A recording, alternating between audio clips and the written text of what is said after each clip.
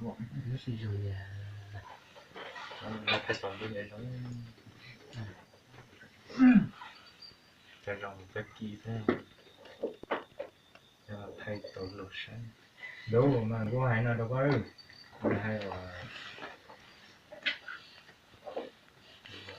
có họ đây đây có họ chỉ có họ một chuyện đi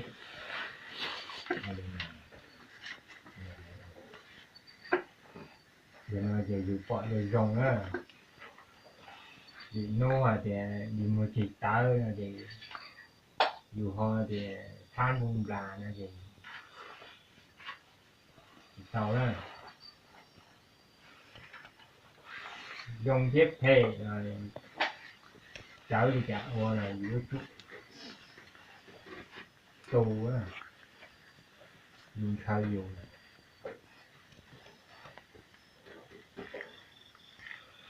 thì về nó đi qua rồi rong ai nấu ai nhẹ ha đi mua trái táo vậy luôn ha chỉ nhẹ đó lúc sau đó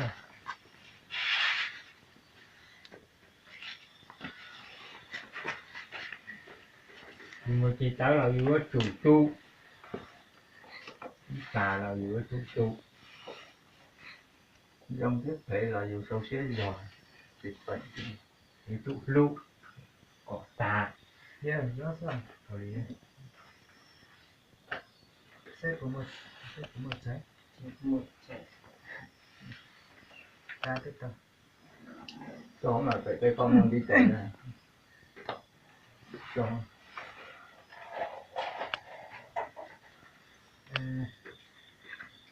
lo cho thứ là lo tí rồi thì nó thành luôn rồi đó chứ lo tí rồi thì nó thành rồi đó chứ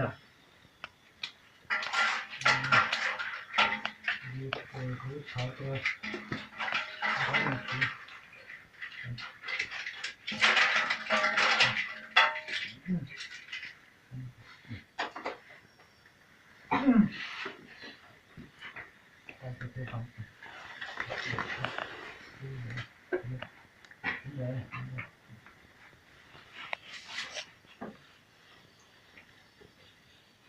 ghê thế nhỉ ta có tập luôn cho nó mình tin cả nó tốt nhất là kia cho kia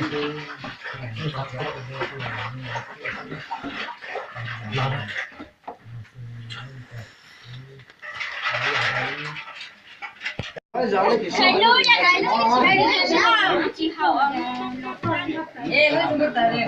Làm tay luôn. anh là hai khi nhỉ không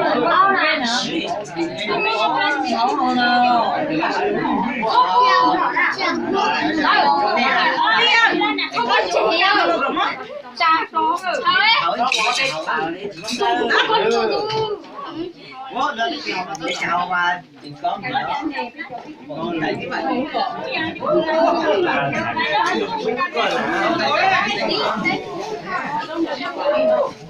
không biết chế nhiên từ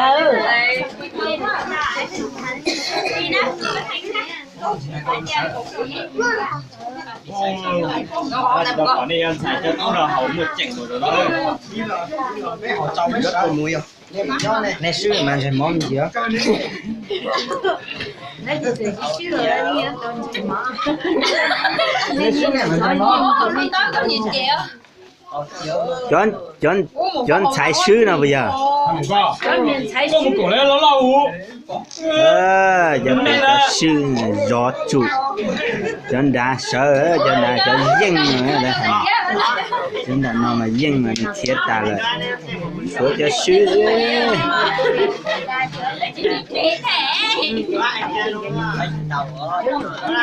Cho nó mà giờ hậu cục ca sữa. Cái nào mà dùng ở nhát cái đó giờ thì họ nhiều chứ nào mà họ nụ đấy họ nụ cũ mà kén đi nè cái nào mà cua cơ luôn nên hậu có dân ta xì nên qua thì nên qua sư thế nè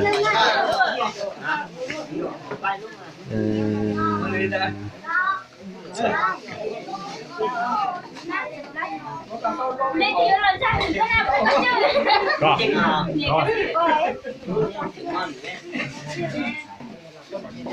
Cũng này không số đó hết. Nhưng mà đúng suy mà. Đó là gì vô coi đấy. Sao mà cho nó sẽ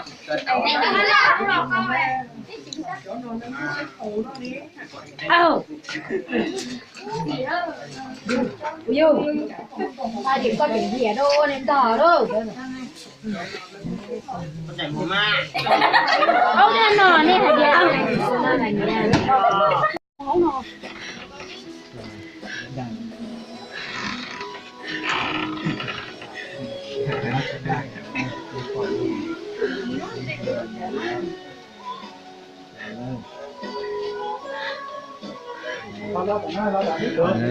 Sẽ trong sẽ cái từ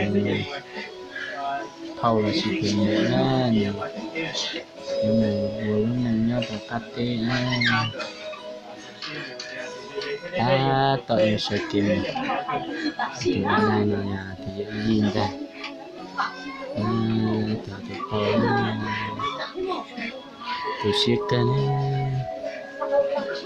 thì chạy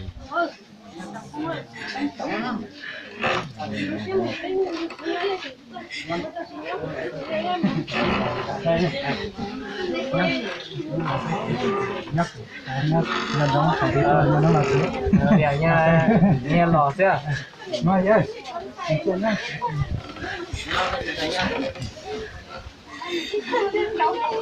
Đó cái nằm nó luôn đó.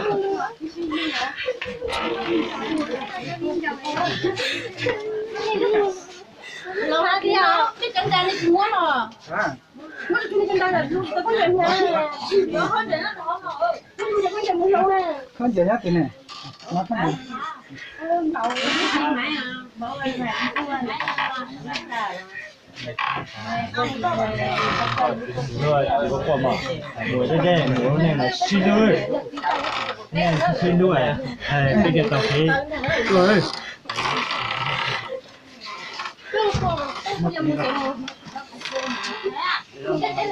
Nhang vào chế đấy.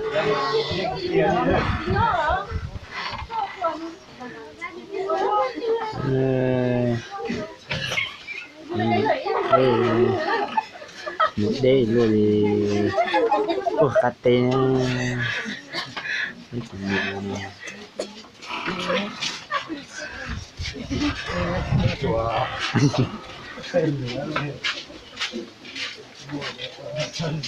đừng nhé. Đây là đây. Mình chủ thì